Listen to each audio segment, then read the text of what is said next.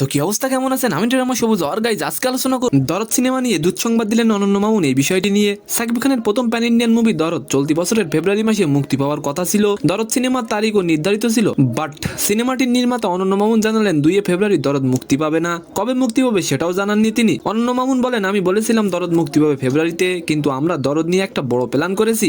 50,000 সাকিব ভক্তদের জন্য registration open করে দেব, আর এই ভক্তদের নিয়েই ছবির গান ও ট্রেলারটি একই দিনে মুক্তি পাবে।